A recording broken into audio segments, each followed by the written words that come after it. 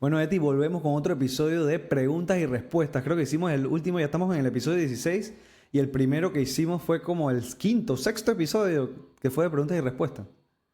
Yo creo que sí, fue hace poco tiempo. Sí, creo que a la gente le gusta Buku y por eso pusimos en Instagram algunas preguntas que queremos, bueno, les pedimos preguntas en Instagram y hoy vamos a estar viendo nuestras respuestas hacia esas preguntas. Así que yo creo que, bueno, vamos con el intro y después venimos con las preguntas. Si te gustan nuestros episodios del podcast Nutrición 101, hay dos cosas que puedes hacer. Primero, mira el episodio completo, por favor, que para entender el contexto de una buena alimentación hay que ver el episodio completo. Y segundo, aprieta en suscribirte ahí abajo. Si vas a ver y todavía no sale que estás suscrito, aprieta en suscribirte y va a ver como una campanita al lado. ¿La has visto? Ahí dice, eso es para las notificaciones, para cuando salga un episodio nuevo, te avise en el celular y ya de una vez lo puedas ver. Pero dale, ya lo pusiste, dale, te estamos esperando. Entonces, la primera pregunta es de Tavi Roses y dice así: ¿qué consejos tenemos para no perder masa muscular si se va de viaje por 15 días al frío y sin acceso a gimnasio o pesas? ¿Qué tú dirías de ti? Bueno, lo primero que yo digo, si eres mujer y te vas a ir de viaje y no vas a tener acceso a ejercicio de fuerza que sueles hacer, lo más importante es que no te pongas disque a hacer dieta, para mi concepto, no te pongas disque a hacer dieta dije porque que no vas a poder hacer ejercicio, porque créeme que cuando haces un déficit calórico, lo más probable es que se pierda el músculo que acabas de ganar. O sea, es, acuérdense que es mucho más fácil perder masa muscular cuando estás en un déficit calórico. Entonces, si eres una de esas personas que te cuesta hacer masa, que entrenas todo el año para tener algo, ganaste 2 kilos, etcétera, y luego te vas a ir de viaje y no vas a poder hacer ejercicio, es mucho menos probable que pierdas esa masa si no hay un déficit. O sea, si comes con normalidad. Así que mi consejo es que no te pongas a hacer dieta. Digo, es muy poco probable que también tú quieras hacer eso cuando te vas de viaje a un destino donde quizás parte de la experiencia es gastronómica, entonces también uno deja de restringirse un poco la comida, pero tengo muchos pacientes que suelen hacer eso, ya sea porque se van de viaje o porque siguen acá, bueno, no voy a poder hacer ejercicio porque me sacaron las muelas del juicio. ¿Qué hago? ¿Me entiendes? Como que en Sí. este tipo de cosas lo ideal es tratar de comer todo lo que gastas para poder retrasar la pérdida.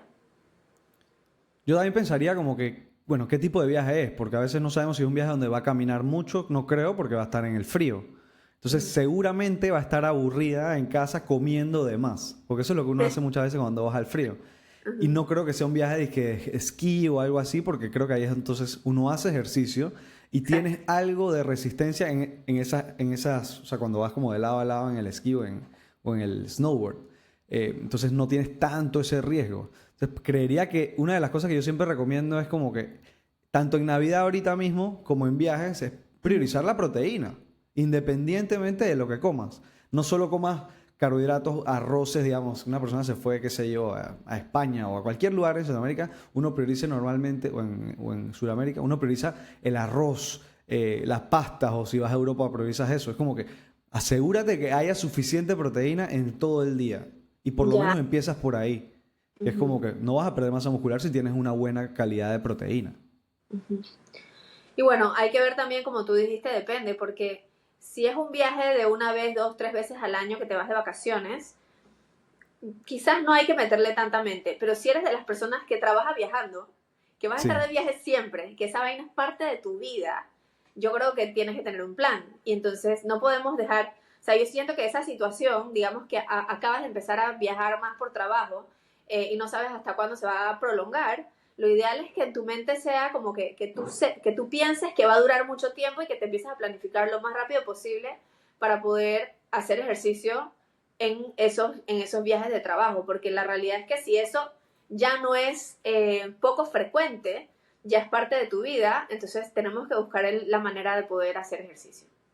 totalmente de acuerdo. Seguimos entonces con la siguiente pregunta que dice así: ¿qué hacemos con el ciclo de la mujer en donde nos da un hambre atroz? Yo creo que esta pregunta, tanto tú como yo la recibimos a cada rato en redes, en el consultorio, todo el tiempo. Bueno, quisiera saber tu opinión, pero yo tengo como dos espectros que quiero que toquemos después. Uh -huh. Tanto la decisión, o sea, el por qué, como, chuzo, el darte el espacio también de comer. Pero quiero que tú me digas primero qué tú opinas y después voy yo con eso. Bueno, la respuesta corta para mi concepto es, si en verdad tienes un hambre atroz, come. O sea, hay que comer, ¿sí? Pero tienes que observar lo que acabas de decir. Lo que acompaña a ese hambre atroz, si realmente es hambre o no es hambre, ¿no? Pienso que uno, si es durante el periodo, es una cosa cíclica de todos los meses, y ya tienes 35 años, de los cuales 25, 23, 22, ya has tenido ese periodo, ya tienes que empezar como a observarte para poder ir teniendo tus truquitos para esas fechas, porque hoy día es súper fácil pinpoint cuándo es que es, ¿me entiendes? Entonces, pero el consejo número 1 que siempre doy la semana previa es no olvidarse lo que acabas de decir del consumo de proteína, porque la proteína es la comida, el nutriente que brinda más saciedad, y durante esa época en verdad el gasto calórico aumenta un poquito y te va a dar más hambre. O sea, es normal realmente comer un poco más porque el gasto calórico aumenta un poquito, pero setéate para ganar y comer un poco más de proteína para mantenerte un poco más saciada y que tengas un poco más de control. Y esto creo que aplica para no solo estas fases, sino en todo el tiempo. Como que comer más proteína te ayuda a estar más saciado en general. O sea que si tienes temas de hambre, come más proteína. Si estás en la fase lútea o en cualquier momento del mes que estás con mucha hambre, come más proteína. Muchas veces hasta el origen del hambre puede venir que tu desayuno no tiene casi nada de proteína. Y eso yo lo veo a cada rato. Sí. Incluso te tengo cuando yo estuve en el Congreso de Nutrición Deportiva hace creo que un año ya, hablaron de cómo hacían atletas mujeres en deportes de categorías de peso, como el taekwondo, el judo, etcétera, que ahí sí tienes que manejar el peso y las calorías y que micromanaging a otro nivel. Entonces sí han hecho estudios en esos deportes de qué pasa en las distintas fases del periodo, o sea, de la menstruación. Y se encontró que en la fase lútea se quemaban hasta 150 calorías más al día. O sea que si hiciéramos un micromanaging, ya el mismo cuerpo te dice que necesitas 150 calorías por lo menos más en ese momento. Ajá. Pero ahí es donde también se mezcla el sueño, la ansiedad, y comemos también por esas razones. Entonces, claro, ahí es donde yo te digo que tengo dos maneras de verlo. La científica, que obviamente es que, bueno, quemas más, o sea, entonces hay que comer más, y hay que comer más proteína. Y la otra es como que, chuzo, si ya vienes todo el mes comiendo bien, vas a estar preocupándote adicional por estar micromanaging esos 150 calorías en ese momento. Qué pereza, claro que no. Ya estás sufriendo lo suficiente. Claro que no. Además de que, bueno, si hay un componente, digo, esto no está well documented así, puedo decir que es parte también mi opinión en base a que tengo 40 años así, ¿no? Siendo mujer. Y es que hay ciertas necesidades adicionales, aparte de lo que dices de que en verdad el gasto calórico aumenta, también va a haber una necesidad mayor de hierro. Entonces, muchas veces uno empieza como a buscar ese nutriente perdido, digamos. Entonces, si ya tú sabes de vuelta cuándo es que empieza a consumir un poco más de magnesio y de hierro la semana previa. Hierro fácil, ¿no? Sabes, en carnes rojas, etcétera. El magnesio, nueces y semillas, o sea, trata de que tu dieta la semana previa quizás pueda contener un poquito más de eso para que tu cuerpo no esté en esa búsqueda del nutriente que le hace falta, ¿no? Creo que entonces podemos ir a la siguiente pregunta. A ver, ¿cuál Vamos será? para allá. Esta me llamó mucho la atención porque es una pregunta de exámenes de sangre. Y nosotros tenemos un episodio que les invito a ver después que se llama literalmente exámenes de sangre que mandamos en la consulta de nutrición. Creo que es el capítulo 7, el episodio 7. Y no tocamos este tema específicamente, sorprendentemente. No. Y aquí es donde yo creo que hay varias cosas que hay que ver. Mi respuesta para esta pregunta, que es si la creatinina puede estar en el límite del rango normal a causa de una elevación en la masa muscular. Y mi respuesta es que sí puede suceder. Sí puede haber una elevación en la creatinina simplemente por tener más uso de la masa muscular o tener más masa muscular. Porque la creatinina es un subproducto de las proteínas utilizadas a través de la masa muscular. Pero aquí hay otro tema. Yo no voy a ser esa persona que en un podcast te va a decir ignora unos niveles elevados de creatinina. Porque eso sería lo otro que vas a pensar. Que Luis Fe dijo que estaba chilling, que no pasa nada. Y ahí es donde yo digo como que eso no significa que yo estoy diciendo que lo ignores, sino que igual míralo como una alarma, pero no para preocuparte, sino para analizar otros factores de tu función renal. Ahí tenemos una que es súper importante para hacer, que es la tasa de filtración, que al final la tasa de filtración es lo más importante para los riñones, y si está disminuida, significa que los riñones sí tienen problemas. Entonces creo que cada vez más veo ese examen cuando vienen referidos de los doctores, como que la tasa de filtración. Antes era ácido úrico, nitrógeno, urea y creatinina solamente. Recuerda que si eres una persona, para empezar, si tienes más músculo, sí, efectivamente puedes tener la creatinina no solamente fuera del rango, pegada al rango superior, sino que la puedes tener fuera del rango normal. Si eres una persona que consume creatina, también es posible que se te salga y no necesariamente quiere decir que tienes un problema renal. Sin embargo, si tú eres una persona responsable, que tomaste la decisión consciente de usar creatina y alguien te está asesorando, exacto, el doctor que hace todo este screening de función renal es el urólogo. O sea que si en verdad quieres salir de todas las dudas cuando te sale elevada, lo ideal es que vayas a consultar con el médico. Totalmente de acuerdo. Incluso, como tocas creatina, me gusta aclarar que sí hay riesgo de la creatina cuando usas una creatina que está en una lata o está en líquido por mucho tiempo. Y creo que esto es algo que muy poco se habla. La creatinina, al estar mezclada con agua y otros componentes, sí puede degradarse a creatinina y después estar consumiéndola. Y eso sí es dañino. Pero igual eso no lo vemos casi nunca. Yo lo digo para las personas que piensan que pueden dejar, por ejemplo, un supplement prep, como un meal prep de sus suplementos. Con la creatina no lo recomendamos. O sea, como para tener en cuenta. Y esto tampoco tú estás diciendo. Yo lo digo por si acaso, a mí me gusta jugar mucho como Devil's Advocate cuando damos explicaciones, porque creo que siempre la gente se va por una tangente en algunos casos. Y es que si estás consumiendo creatina, no es que se te va a subir demasiado la creatinina, pero si ya tú tienes un problema en tu función renal, que has visto con un doctor antes, no escuches un podcast de nutrición para definir que si es bueno que tomes creatina o no.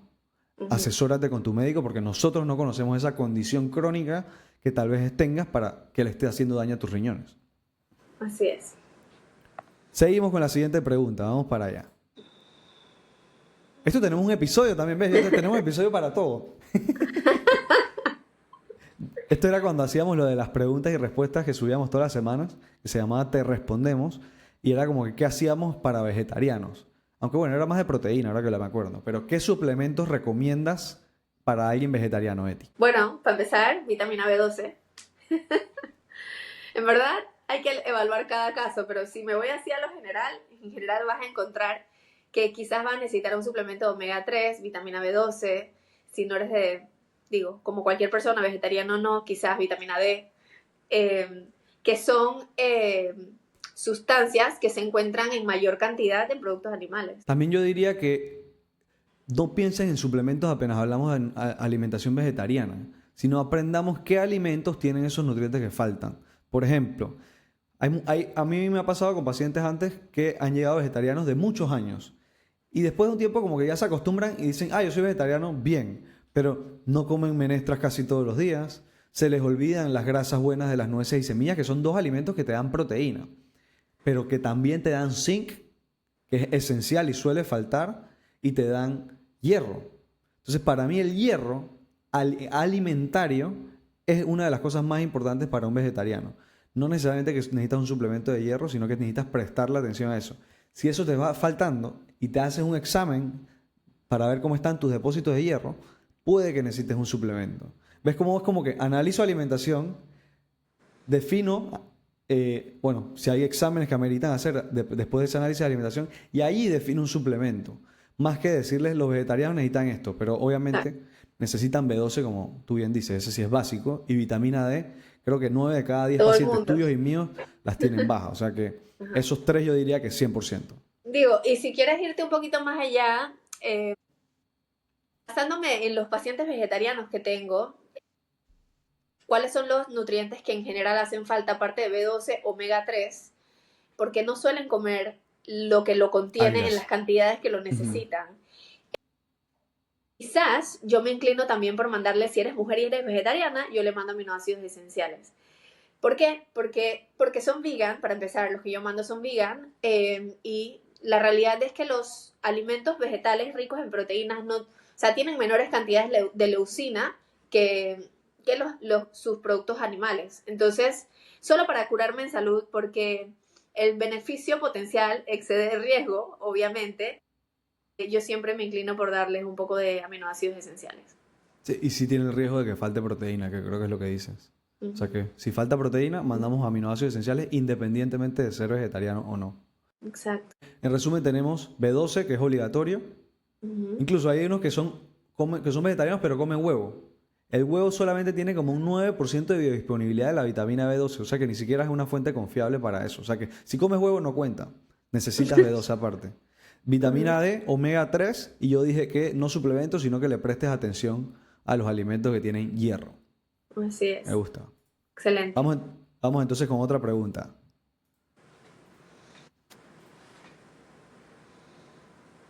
Buenísima esta pregunta.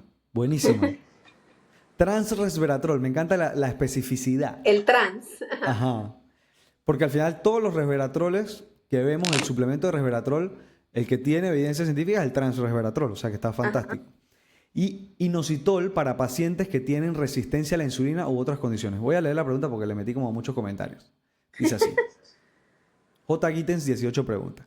Transresveratrol e inositol para pacientes con resistencia a la insulina. Si no han visto nuestro último episodio de resistencia a la insulina, los invito porque ahí está un poco más de qué es la resistencia a la insulina y cómo quitarla. Pero más que nada de dónde viene. Y creo que Eti y yo estamos de acuerdísimo en esta recomendación de que el inositol es un suplemento que le hacemos así. Que no, como dicen en Game of Thrones, we bend the knee, nos ponemos en una rodilla para el inositol para personas con resistencia a la insulina. Y para ver si tienes resistencia a la insulina hay que ver dos cosas. Primero, si tienes la acantosis nigricans, que son las manchas en el cuello, que eso son un signo de que tienes resistencia a la insulina. Y después, ver si te has hecho exámenes de resistencia a la insulina, de insulina en ayunas y te salen arriba de 10, ¿no? Yo estuve viendo evidencia del resveratrol para esto. Hay de que puede ayudar a disminuir la glicemia en ayunas, más no la insulina en ayunas. O sea que no recomendaría yo el resveratrol, aunque sea un antioxidante y digamos que la oxidación puede ser una causa de la resistencia a la insulina. Esa sería mi opinión. Además, la evidencia en resveratrol, la dosis efectiva es de medio gramo. ¿Cómo se dice? 500 miligramos. Sí, medio gramo. Sí, medio gramo. Es grande, es mucho, en verdad. Si se ponen a ver, habría que ver cómo vienen los suplementos de transresveratrol en dosis de 50 miligramos y cosas así, ¿no? Sí. O sea, en verdad la dosis efectiva. Recuerden siempre que si van a usar algún suplemento, encontraste el estudio, te llamó la atención, no sé qué, recuerda que hay una dosis efectiva. Y sin la dosis efectiva no vas a hacer nada, estás botando tu dinero. Totalmente. Incluso, ¿por qué el resveratrol es tan famoso? Claro que porque está en el vino, pero los estudios que más han hecho famoso el resveratrol son estudios hechos en ratas que mostraron que las que consumían resveratrol vivían más años, o sea, eran más longevas. Y esa dosis para longevidad, que es diferente para otro tipo de condiciones como la infertilidad, que también se manda resveratrol, es de 1 gramo al día. O sea, y este es un suplemento bien caro, que ni siquiera, en verdad, yo te puedo decir que no está en mi top 15 de suplementos que mando. No está. Never, yo tampoco. No. Cero. Así que digamos que a mí me gustaría de tus palabras, porque creo que yo me robé el show ahí un poco, discúlpame, sobre el inositol. No, digo, es que ya, yo creo que los dos leímos el mismo estudio que acaba de salir en el 2022, que era un estudio que presentó el doctor Marciaga en el Congreso de Nutrición que acaba de suceder aquí en Panamá, donde se compara los resultados que se obtienen en hemoglobina glicosilada y glucosa y esos marcadores de salud entre la metformina y el mioinositol. O sea, hay estudios que comparan los resultados y aparentemente tienen más o menos los mismos resultados por mecanismos diferentes. Obviamente, recuerden que la metformina lo que hace es disminuir la producción de azúcar en tu hígado y por consecuencia, como hay menos azúcar circulando en la sangre, disminuye la insulina. Eso es como para mi concepto ponerle una curita al problema, porque realmente lo que hace el inositol es mejorar la sensibilidad a la insulina. O sea, me parece a mí que va a la raíz, que es que hay un problema de sensibilidad.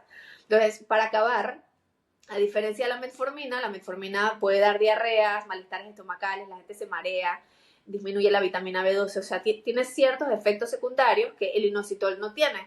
De hecho, me encanta porque no tiene olor, ni sabor, ni textura. La gente le huye porque viene en polvo, pero en verdad, si tú te distraes cuando se lo estás echando a tu vaso de agua, créeme que corres el riesgo de ponérselo de vuelta, porque no sabe ni huele ni a nada, no tiene ni textura ni nada. O sea, yo creo que la persona que descubrió estos beneficios del inositol, porque recuerden, ¿sabes cuándo fue la primera vez que yo leí algo sobre el inositol? Fue como en el 2000, en el 2018-17 salió un estudio donde se decía que 600 miligramos de inositol, de mioinositol, disminuía las antitireoglobulinas en pacientes con tiroiditis de Hashimoto. Eso fue lo primero que yo leí. Yo jamás había visto del inositol en el contexto de el ovario poliquístico ni de la resistencia a la insulina. Después de eso salieron estudios que hablaban de 2.000 miligramos para el ovario poliquístico, de una combinación entre mioinositol y de quirinositol. Y luego ahora recientemente es que se le ha estado subiendo desde hace un par de años para acá a los 4 gramos. Y yo te digo, o sea, la persona que descubrió esta faceta del inositol, o sea, para mí denle un premio mañana, sí, porque es impresionante. Tú me lo dijiste el otro día y yo me quedé con esa frase, que es que deberían darle al inositol el título de suplemento del año. Sí. Pues del mucha año gente pensaría que es la creatina, el año ¿no? pasado y el año que viene y todo. Exacto. Y algo interesante que mencionabas ahí del congreso que habló el doctor Marciaga, a mí me voló la cabeza. Él hablaba de que primero la gente tiene que entender qué es el inositol. Pero nosotros pudiéramos hacer un episodio de 15 minutos hasta 20 solo de eso. O sea que yo hasta lo haría. Fuera interesante hacer este tipo de episodios como este, de temas así como importantes. Y él hablaba de que el inositol es una vitamina que se encuentra en los granos. Por ejemplo, el trigo. Entonces, en África se consume 1.5 gramos de inositol al día en promedio. Y en estos países de acá, de este lado, estamos en menos de 700 miligramos de inositol al día. O sea, aquí tenemos dos cosas. Nos falta una vitamina esencial para la utilización de la insulina. Y adicional, cuando hay resistencia a la insulina, el inositol se almacena menos o disminuye. Tu concentración en cuerpo disminuye. Gracias. Ajá. Entonces, si se disminuye en resistencia a la insulina y en resistencia a la insulina también mandamos una dieta baja en carbohidratos, tenemos menos, o sea, se disminuye y tenemos menos en alimentación. Por ende, suplementarlo es esencial y creo que tú y yo lo vemos resultados hasta en un mes y medio. De una vez. No hay una dosis de que en exceso que te haga un daño. Y una eso es toxicidad. Lo loco. O sea que ya saben. Sí, es verdad. Mira, yo estudié, yo me gradué en 2007. Ahí tengo mi diploma. En el 2007. Y yo cuando salí de la universidad, yo dije, bueno, estas son las vitaminas del complejo B. Ya, estas son. Entonces, pero ¿por qué se saltaron algunas? O sea, ¿dónde está la B7, la B8?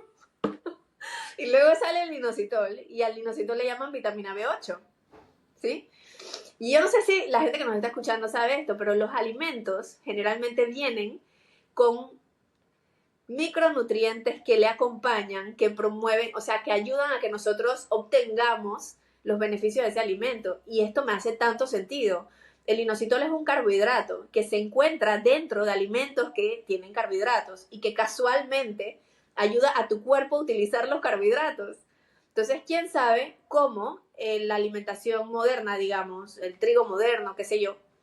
¿Quién sabe? O sea, no solamente porque las personas solemos tratar de comer más low carb, especialmente las personas que están buscando bajar grasa corporal, tienen este riesgo de que les disminuya, obviamente porque no lo comen, pero también hay que ver cómo es el trigo moderno en cuanto al contenido de inositol, ¿me entiendes? Es como, ¿qué es lo que pasó? Sí. Porque es mentira que antes no existía la resistencia a la insulina, pero es la realidad que ahorita está peor, está mucho peor. Y no podemos decir que es solamente por falta de movimiento, o sea, tiene que haber como una gran combinación de cosas que han pasado con el pasar de los tiempos que nos han predispuesto a estar así, ¿no? O sea, que tu hipótesis es que puede venir desde la agricultura, que la agricultura ha bajado la calidad y esa puede ser uno de los orígenes de la resistencia a la insulina. Puede ser, a mí me parece que sí, porque también vemos mucha diferencia entre América y otros continentes, ¿sabes? Sí. Tú mencionaste, ¿qué mencionaste? África. Uh-huh. Entonces, eso me llama la atención, o sea, tú lo dijiste y yo lo pensé, no es que he tenido tiempo de buscar, o sea, que realmente no sé, pero sí, podría ser una hipótesis, ¿no? Yo creo que esto nos puede llevar a tantos lugares de dónde puede venir el- la disminución en la calidad de los alimentos de hoy en día. Y eso en verdad, les recomiendo el libro que tú me recomendaste de The Omnivore's Dilemma, el dilema del omnívoro. Ese libro a mí nunca se me va a olvidar y fue el libro que me hizo dizque, pensar diferente de la nutrición como un todo y no solo de lo que comemos, sino de dónde viene eso que comemos. Y eso a mí me abre tanto la mente como que, chuzo, nos falta hacer más conclusiones por allá. Dije, hay deficiencia de hierro porque no consumen menestras. Y yo dije, ¿y si las que están consumiendo tienen menos hierro y tienen la mitad? Ujú.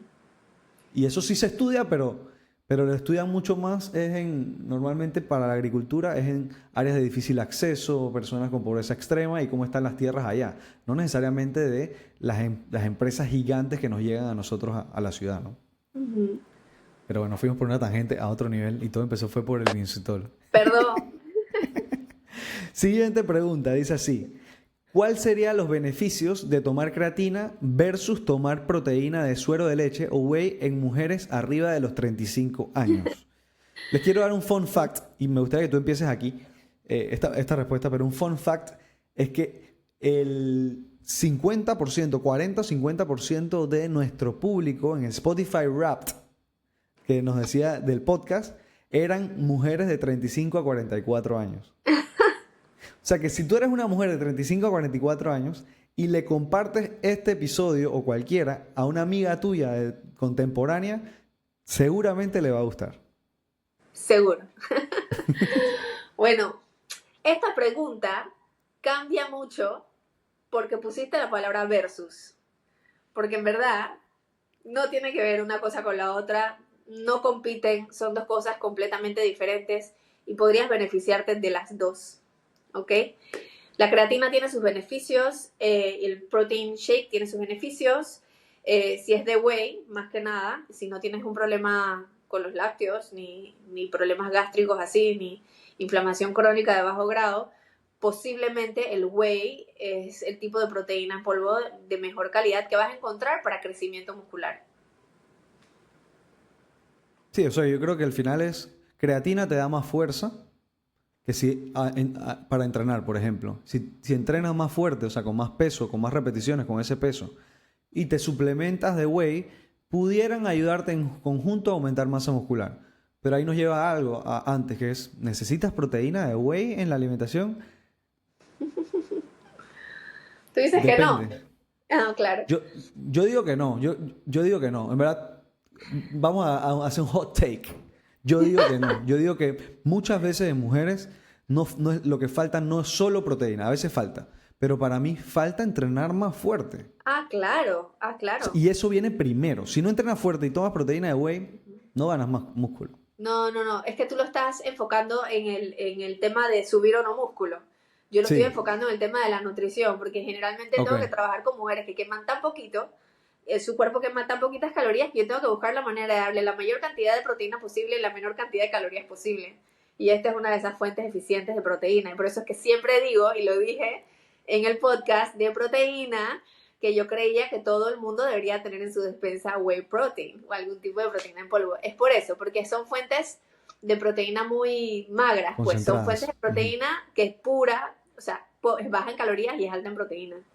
Tienes toda la Entonces, razón, en verdad. pero lo que dijiste, claro, tú lo enfocaste en otra cosa que yo Sí, no había me fui por otro pensado y lado. es así.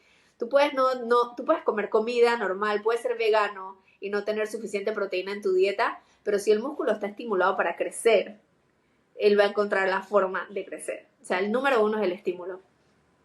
Sí, tal vez no estás usando toda la proteína, o sea, tal vez parte de la proteína que estás comiendo en los alimentos, como no entrenas lo suficientemente fuerte, se convierte en calorías en exceso que se guardan como grasa en lugar de convertirse en proteína muscular. Así Eso es. puede ser un tema. Y aquí te diría otra pregunta, yo metería mi gancho ahí porque me gustaría saber qué opina Eti Turkman de whey protein, que dices que es un suplemento que todo el mundo tiene que tener en su despensa. ¿Cuál tienes que tener en su despensa? ¿Whey protein o aminoácidos esenciales? Damn. Pregúntame a mí qué yo tengo en mi despensa. ¿Qué tú tienes en tu despensa? Aminoácidos esenciales. Pero, y es que ahí es donde está el tricky. Aminoácidos esenciales, según la literatura, no es la mejor opción. La mejor opción es la que tiene todos los aminoácidos juntos. Entonces, aminoácidos esenciales es la segunda mejor opción. ¿Por qué yo tengo eso en mi despensa? Porque a mí me cuesta tomar whey. Me da asquete a veces. Para mí es muy fácil tomarme un juguito, ¿me entiendes? Para mí es muy fácil echarle el aminoácido a mi agua y estar tomando eso porque se siente como un juguito y no tiene calorías. Pero realmente, si yo fuera una persona o mis pacientes fueran personas que se les da tomar cosas que parecen shakes en agua, que no son la experiencia gastronómica del siglo, probablemente les diría que usaran whey. Y generalmente cuando lo tienen y no les molesta, yo uso medio scoop, ¿ves? Para tener más o menos la misma cantidad de proteína que tiene un aminoácido, pero con todo el perfil de aminoácidos completo, ¿no? Totalmente. Yo creo que es la palabra que tú dices que yo digo mucho, que es adherencia. Y los Claro. EAAs, para mí es tan fácil llenar Facilito. esto Ujú. con EAAs y disfrutármelo. Dije, en media consulta, estoy en el consultorio, dije, Ajá. con un juguito que Ajá. me da como un placer de 5 segundos, pero me da un placer de 5 segundos a través de 2 3 horas. Y el whey Bueno, es como que exacto. te lo tienes que shovear o meterlo en alguna receta, ¿no? Sí, y de hecho ahorita que dijiste eso, cada vez que yo llego a mi casa y digo, putri, necesito un protein shake, dije, porque fui a entrenar o lo que sea y no voy a comer todavía, dije, me voy a tomar un protein shake, dije, me voy a tomar un protein shake. Y es una preparación y lo hago y me lo hondeo, porque Ujú. quiero que Sí, se no es acabe tan rápido. disfrutable. Ajá. Ha habido un solo protein shake que yo he comprado, que lo he disfrutado. Mira, yo creo que yo te lo dije. El protein shake, el whey de Transparent Labs de cinnamon, pero ya no me lo trajo más. O sea, ahora compré una peanut butter chocolate que no me mata tanto. El otro, o sea, era como tomarte la leche que le sobra al Ciniminis. Oh. Sí, pero se me acabó. Entonces, ese era uno que sí, yo te decía, es que man, buenísimo, pero tienes que querer tomártelo. Entonces es más Sí. difícil que los aminoácidos. Yo creería que, para terminar esa pregunta que te dices, sí creería que los dos seguimos recomendando tener ambos. Yo tengo ambos, pero Ujú. obviamente los dos tienen usos distintos. Yo uso el whey normalmente de que un desayuno, que no tengo tiempo y me hice en mi NutriBullet me hice un batido de frutas con proteína y no tenía otra fuente de proteína. Porque ahí Ajá. no voy a meter EAAs de peach mango con mis fresas congeladas. No, no lo No, voy a hacer. Entonces creo que ambos tienen usos, ¿no? claro. Ahí está, disfruta de tus EAAs. Siguiente pregunta, dice así. ¿Cómo armar un plato equilibrado en Navidad considerando los platos panameños usuales? Empieza tú. Yo soy Es que, judía. No, mentira.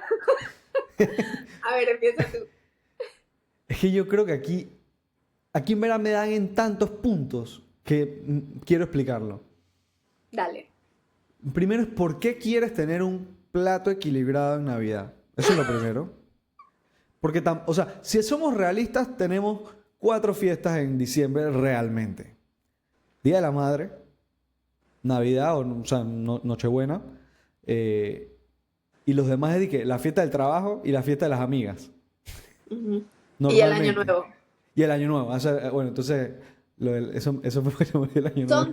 Son tres, ¿no? No, pero es que lo de las amigas y lo del trabajo eso va, normalmente. Entonces, lo que yo voy es que tampoco son 15 días. Entonces la gente dice que ya perdí el mes completo porque hay 4 o 5 festividades que tienes. Y ahí es donde yo digo como que no se trata de restringirte en esas 5 días. Si tú comes lo que te da la gana esos 5 días, no va a haber ningún problema.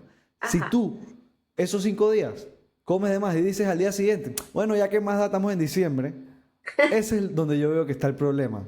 No en tratar de tener un plato saludable ese día, sino en no tenerlo al día siguiente. Entonces, Es que dice que sobra. Entonces, ¿qué hago? ¿Sabes?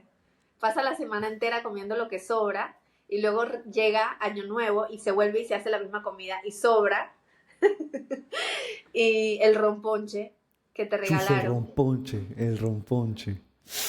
Ujú. Ya sabemos que eres fan del romponche. Soy mega fan del romponche. Sí, no, o sea, hay Entonces, muchas cosas que se unen, ¿no? Pero entonces yo creo que vuelvo a la primera pregunta. Proteína. Independientemente de esto, si puedes comer vegetales y proteína en cualquiera de estos platos de Día de la Madre o Navidad, ya estamos quitando un problema de la mesa, que es la falta de proteína, que nos da más hambre, la falta de fibra, que nos da más hambre. Entonces, tal vez estés Ujú. más saciado de lo normal y exageres, pero no tanto como si te faltara vegetales y proteína, ¿no? Y bueno, Sí. si tu tren de pensamiento, el mindset en diciembre es, me lo voy a comer todo porque ¿cuándo lo voy a volver a comer?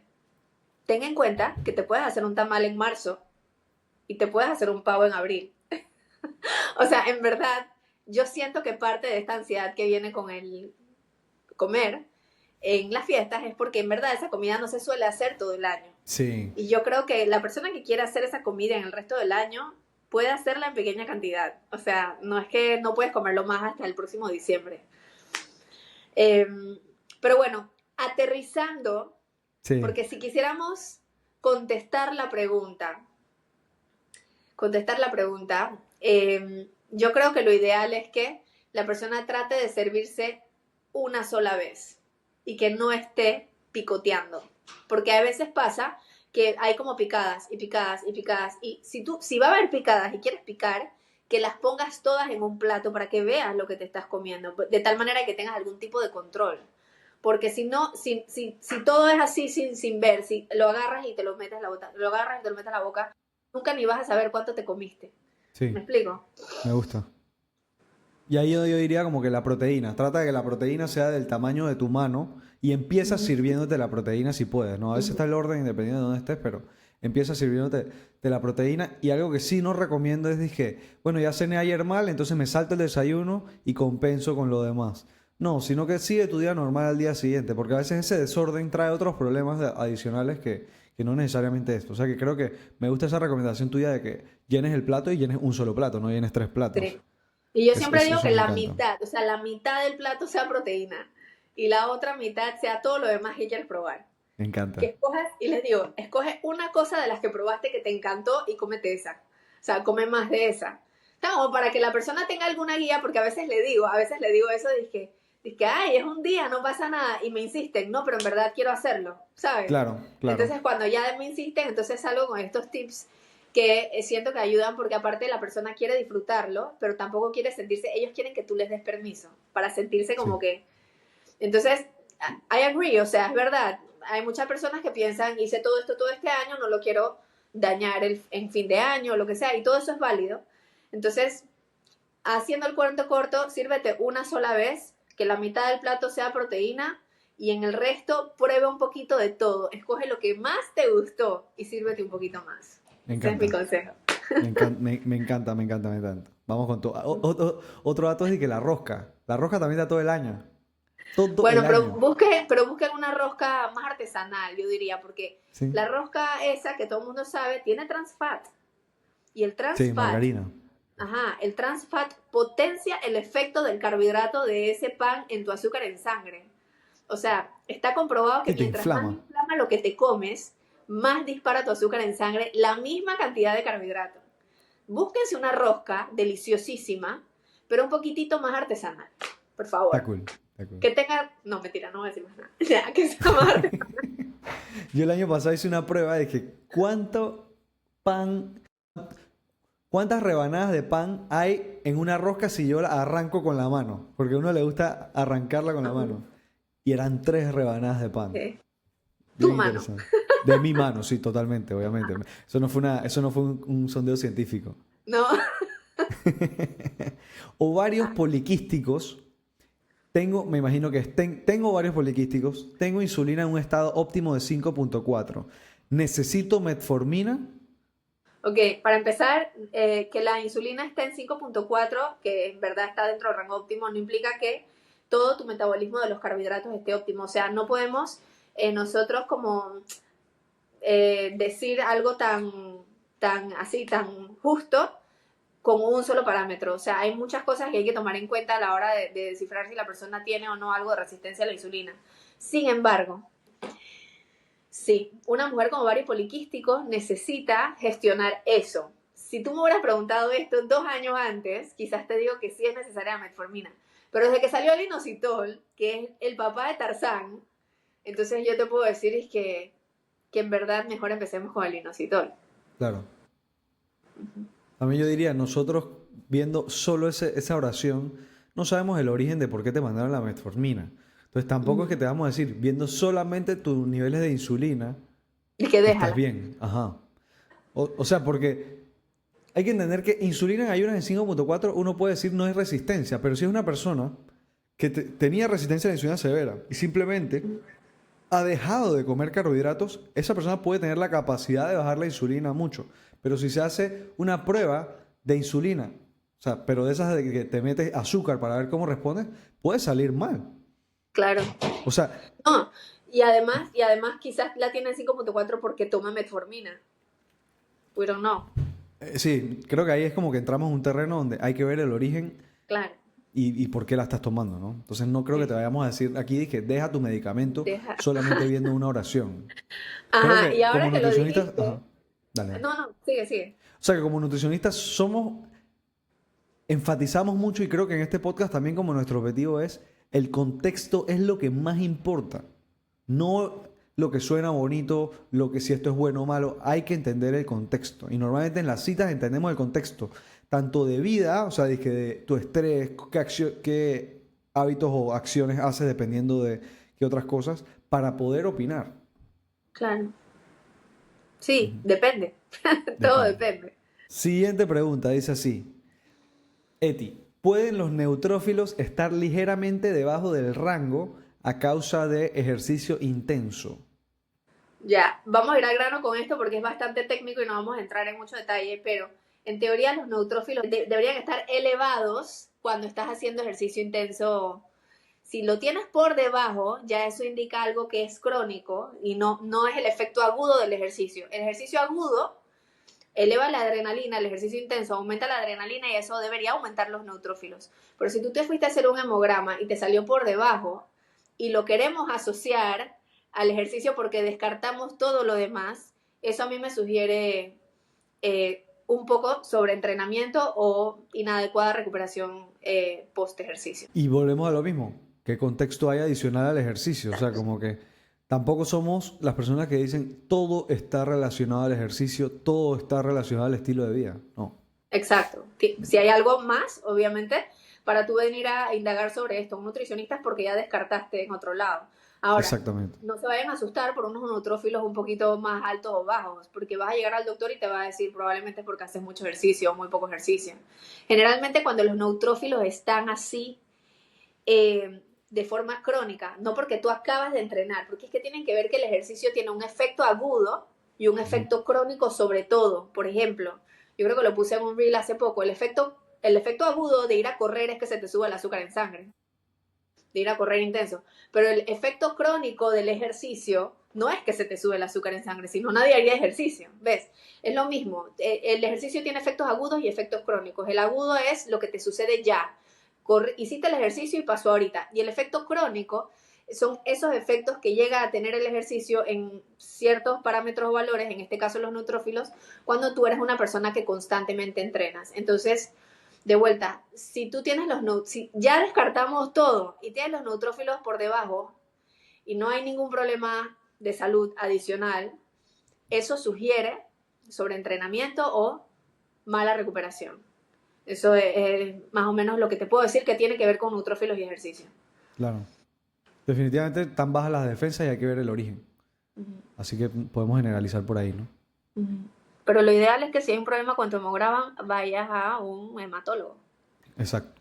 Creo que, bueno, tú has dado este ejemplo antes que lo hemos hablado con atletas de ultramaratón, que es Ajá. como que tú has visto, o sea, que has tenido pacientes, recuerdo esa conversación la tuvimos, que ves muchos temas en el hemograma y es como que, hey, claro que puedo decir que es el ejercicio, pero para determinar el daño o el tipo de daño o el tipo de tratamiento no es el nutricionista. Exacto. Y ahí es donde uno refiere, ¿no? Recuerden que esa es la razón por la cual los atletas tienen un equipo multidisciplinario que, a diferencia de los atletas amateur, o como yo les llamo los guerreros de fin de semana, no los tienen, quieren entrenar igual, pero no tienen el equipo multidisciplinario que les ayuda a mantenerse sanos a pesar de que hacen mucho ejercicio y muy intenso. O sea, no siempre el ejercicio es salud, depende también de la ejecución. Sí. Aquí dice otra pregunta que dice, el consumo de creatina me comentan que es 5 miligramos. ¿Existe otra recomendación según el peso? Vamos a aclarar primero, no es 5 miligramos, sino es 5 gramos de creatina al día, que es lo que se recomienda para tener más fuerza y tener más potencia y poder tener más músculo a largo plazo. ¿Que si hay otras recomendaciones de creatina? Sí, sí hay, sí existen. Si eres una persona, por ejemplo, que pesa 100 kilos, tal vez te recomiendan 10 gramos o más. Y existe una recomendación de creatina, de cuánta creatina necesitas en base a tu peso corporal en kilos, que es 0.1 gramos de creatina por cada kilogramo de peso. Que es lo mismo que yo dije, si tienes 100 kilos son 10 gramos, si tienes 50 kilos son 5 gramos. Sin embargo, en mi opinión, de lo que yo he leído, 5 gramos es el estándar que funciona en la mayoría de los pesos, aunque pese 75 kilos y con la fórmula que te acabo de dar serían 7 gramos. Pero si quieres irte hacia esa fórmula más, que yo no soy de irme a la fórmula sino hacia los 5 gramos, bueno, hazte un scoop que son 5 gramos y hazlo un poquito más, o sea, que tenga un poquito más. Pues. Sí. Creo que ahí estamos de Está acuerdo. bueno. Sí, ya. Yo no tengo nada que agregar ahí. Esta pregunta me la hicieron en mis redes y a mí me gustaría responderla un poco de corazón. De corazón bastante. Porque creo que el podcast en verdad es para eso. Y es que ¿no te gustaría desmentir charlatanería nutricional con evidencia? Yo lo tomé más para Instagram que para acá. Y creo que Eti y yo seguimos muchos profesionales en Estados Unidos donde sus redes son casi que 100% desmintiendo charlatanería nutricional. Y yo te diría, dije, esto me puso a pensar, dije, yo haría más contenido donde... O sea, porque muchos charlatanería, o sea, personas que no tienen base científica, que están dando recomendaciones súper, no importantes, sino específicas en salud, en parte son el problema. O sea, que si yo no ataco ese problema, estoy ignorando ese problema también. O sea, que yo lo veo por ahí. Y tiene razón. Pero también yo me puse a pensar, y ahí es donde me abro un poco y quiero saber tu opinión de lo que yo voy a decir. Yo ahorita mismo no me siento listo mentalmente para dedicarme a hacer eso. ¿A qué me refiero? Si yo empiezo a desmentir charlatanería nutricional con evidencia científica, por más de que yo esté seguro de lo que yo digo, me van a dar palo en las redes. Me van a comentar esos charlatanes que se van a unir a su comunidad y me van a dar palo, seguramente denigrándome en muchos aspectos, tanto de conocimiento, seguramente físico también, de distintos tipos de maneras, porque eso pasa. Y eso es algo que estamos expuestos aunque no nos dediquemos a hacer eso. Y esta pregunta la quise dejar a propósito porque creo que el podcast es un buen lugar para opinar de esto. Y no me siento preparado mentalmente para que me estén dando palo todos los días en las redes. No me siento preparado. Bueno, mi sugerencia, porque estoy 100% de acuerdo con lo que tú has dicho, yo menos estoy preparada para eso. ¿Por qué no hacemos un episodio para que la gente aprenda a detectar al charlatán? ¿Sabes? Porque nosotros podemos hacer eso sin atacar a nadie, a ningún charlatán, pero para que ustedes, los que nos están viendo, sepan cómo detectarlo, porque el poder lo tienen ustedes. O sea, ustedes son los que le dan seguimiento a estos charlatanes, ¿me entiendes? Entonces, la única forma que tenemos de verdad de callarlos sin que nos ataquen es ayudándoles a ustedes a detectar al charlatán. Me gusta, estoy para ese episodio. Si las personas que están escuchando esto quisieran ese episodio, por favor déjenos un comentario en Spotify y YouTube diciendo yo estoy para ese episodio. O el del inositol que hablamos, que sería un episodio corto también. O sea, estamos para hacer diferentes cosas en el 2025 y cuenten con eso. Me gusta ese. Ya nos faltan pocas preguntas. Esta me pareció bastante interesante porque creo que al final es parte de lo que tú y yo tratamos de hablar cuando hablamos en redes y hablamos aquí. ¿Qué recomendación damos para esas personas que van a empezar a entrenar y no saben nada? Y yo creo que entiendo mucho a esta persona porque entiendo que ya entras como indecisa del entrenamiento mismo, o de que si debo tomar proteína o no, o cómo hacer para tener resultados más rápido. Y creo que eso que acabo de decir de último es lo que forma este tipo de preguntas normalmente. Y normalmente ahí es donde yo digo, dije, si ves nuestras redes, nosotros recomendamos, hey, dale a tu ritmo, logra que sea consistente, organiza tu semana, que creo que es lo más importante, dije, y no estoy hablando de nutrición, ¿sí me explico? Dije, no tienes que empezar a tomar proteína, hay que comer sano, comer más frutas, más vegetales, más nueces y semillas, comer más como, o Ujú. sea, va más por ahí. Pero si vas a empezar a entrenar, antes que tú sigas, mi recomendación es, por las primeras 3 semanas que empiezas a entrenar, si no venías a entrenar antes y no sabes entrenar, enfócate en cómo ser consistente, cómo tener un buen descanso y cómo ser consistente en ese entrenamiento. ¿Por qué lo digo? Porque el problema que yo veo en esto es que empiezas a entrenar y sientes que no sabes nada de nutrición y quieres cocinar ensalada, empezar a entrenar, ir al súper, dormir bien, comer menos comida. Mezclas 10 cosas al mismo tiempo que estás empezando a entrenar, cuando mi recomendación es primero desarrolla el hábito de entrenar y después vemos lo demás. Bueno, Luisa les acaba de hablar como el nutricionista, yo les voy a hablar como mi especialidad, yo soy fisióloga del ejercicio y dentro de esta especialidad nos enseñan a prescribir la actividad física. Yo no soy entrenadora, yo no te voy a decir qué hacer, pero estoy 100% segura de que ustedes piensan que el InBody solamente tiene uso dentro del ámbito de la nutrición porque vemos la composición corporal, pero no, el InBody tiene un uso muy importante en fisiología del deporte o del ejercicio para nosotros poder prescribir la actividad física que la persona necesita. Entonces, lo número uno que te voy a pedir que hagas, si en verdad quieres hacer esto de una manera científica, aunque en verdad cuando vas a empezar puedes ir a basics, puedes empezar con lo más básico, pero si te da miedo porque nunca lo has hecho y quizás tienes más de 40 años y quieres empezar de una manera saludable, que te hagas un InBody con alguien que sepa interpretar a partir de ahí cuál es el tipo de ejercicio que necesitas.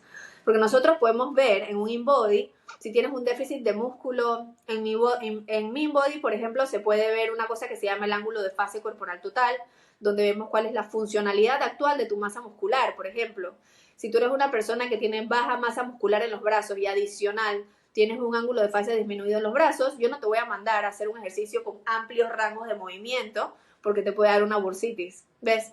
Entonces, muchas veces queremos empezar y como no sabemos por dónde empezar, empezamos por el ejercicio que más se nos antoja, cuando realmente a veces puedes cogerte el riesgo de escoger el ejercicio equivocado. Al final, cualquier ejercicio te va a servir para algo y cualquier ejercicio te va a acercar más a tu meta, pero si tú eres una persona que quiere llegar a la meta más rápido, porque vas a llegar, pero vas a llegar más rápido si escoges el ejercicio correcto. Entonces, lo primero que te digo antes de enfocarte en cosas muy básicas es tratar de conseguir un InBody que una persona especialista te lo lea y te diga, me parece a mí que el mejor tipo de ejercicio para ti es bodybuilding y caminar, o tú podrías irte a correr, o etcétera, etcétera, etcétera. ¿Qué tipo de ejercicio? Y a partir de ahí que escojas algo que te guste, que sea más probable que hagas, y luego créeme que le sigue la alimentación, porque si eres una persona que simplemente tienes en tu cabeza, ya lo tienes aquí en the back of your mind, de que quieres hacer este cambio, generalmente las personas que ya tienen eso ahí, ese bichito, empiezan a tomar mejores decisiones con su comida y generalmente empezar así es suficiente. Preach.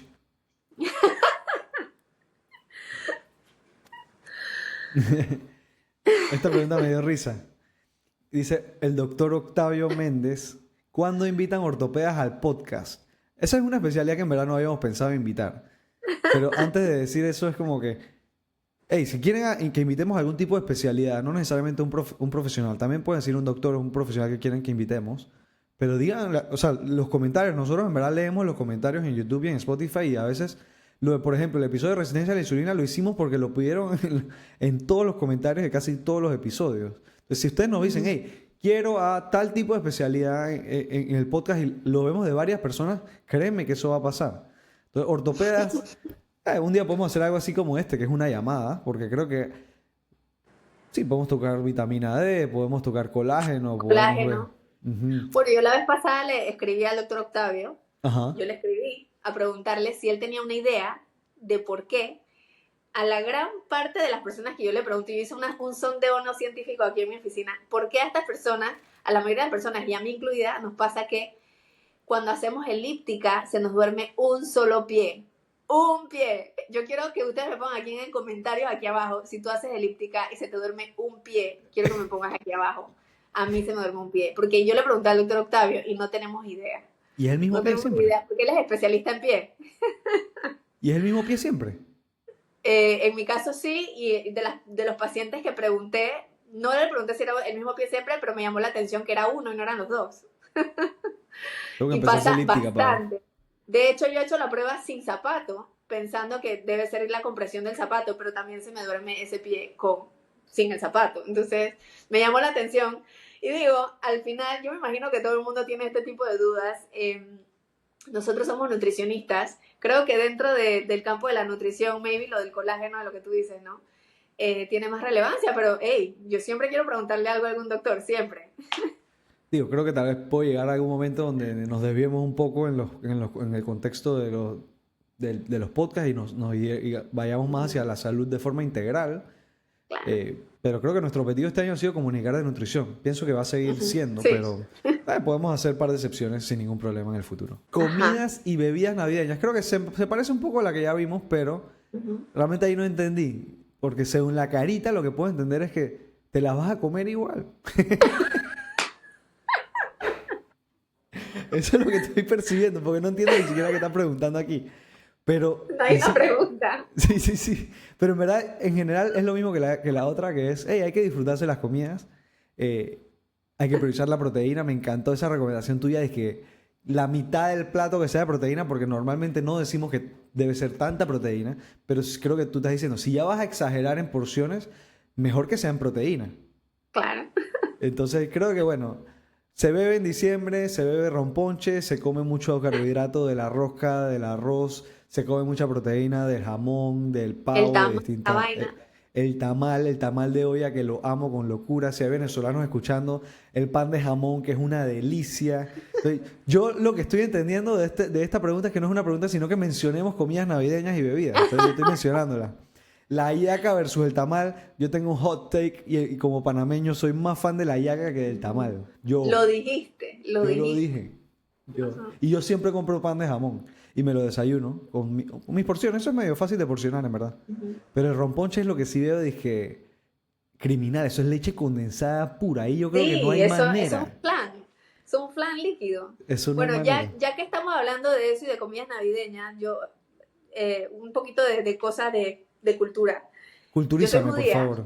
Tú sabes cómo, mira, nosotros en Hanukkah son 8 días, ¿ok? Y la tradición es comer cosas con mucho aceite, ¿ok? Eso de dar regalos, la gente da regalos, pero realmente la tradición es regalar comida grasosa, ¿ok? Pero dije Por 8 frituras. días. ¿Ah? Dije, Frituras, pero más que nada, como tienen que ser dulces, generalmente son como unas donas, pero no se llaman donas, tienen un nombre en hebreo, que están rellenas de cosas dulces adentro. O sea, eso es el espíritu de la Hanukkah, digamos, que es que por esos 8 días regalas comida grasosa y dulce. Así que no sabía, imagínate. no tenía idea. 8 días. Sí. Por ahí te muestro una sufganía, se llama sufganía, y es deliciosa, pero a ver, son 8 días. Sí, eso sí está fuerte. No son los 4 o 5 que hablamos. No. Pero bueno, esa fue la última pregunta, medio no pregunta, para cerrar. Así que feliz Hanukkah, feliz Navidad para las personas que están viendo esto. Va a ser nuestro último episodio del año. Y de verdad que no hicimos un episodio de recap del año, pero porque creo que eso está medio gastado, en verdad. Y me gustó que cerráramos un poco con preguntas y respuestas, que creo que la gente, en verdad, siempre nos pide. Y tal vez nosotros queremos como comunicar cosas tal vez de más peso, como resistencia a la insulina. Pero en verdad está cool cerrarnos, o sea, como que esto es fácil para nosotros que nos dedicamos a esto todos los días. Y agradezco mucho este año para las personas que nos han seguido. 526 personas tuvieron el podcast Nutrición 101 con Luis Feyetti en el número 1 de podcast más escuchados del año. ¡Wow! 526 personas, eso es una locura. Y estás hablando por 1400 personas los tuvieron en el top 3. ¡Wow! Eso es una locura. ¡Ey, gracias! Sí, de verdad que sí. Y último datito ahí para los que nos ven en video. Miren el precioso cuadro que tiene Eti atrás. Miren esa belleza de las frutas. ¡Qué belleza! Lo hizo Nina. Sí, qué belleza. Pero bueno, Eti, ha sido un placer estar este año en este podcast, de verdad. Estoy súper contento con lo que hemos logrado. Me gustaría después ir planeando qué vamos a hacer para el otro año. Pero para eso me gustaría que la gente que está escuchando ahora hasta el final, que yo le llamo el último sorbo del café, que nos digan si hay algo que tienen en mente, que hay algo que les gustaría aprender. Porque sí, estoy seguro que muchos ya se han venido a atender con nosotros para aprender más. Pero creo que esto no solo nosotros lo vemos como una herramienta para enseñarles a lo que no conocemos, sino para profundizar en las personas que ya han venido con nosotros y expandir mucho más de lo que es la cita. Yo vuelvo al episodio de resistencia a la insulina. Seguramente tú con una paciente con resistencia a la insulina le explicaste, pero hay cosas que seguramente están en el episodio que tal vez no captó en la cita. Claro. Y en mi caso también. Entonces, para eso estamos y en verdad me gustaría que esas 526 personas que los tienen en el top 1, que comenten qué les gustaría escuchar. Porque si estás ahí, estás interesado en escuchar otras cosas y si ya te gustó, ya tú sabes qué te ha gustado en el pasado y seguro vas a saber qué te va a gustar en el futuro. Sin pena, dejen el mensaje aquí. Exacto. Así que bueno, que les vaya súper bien por allá. Gracias a todos.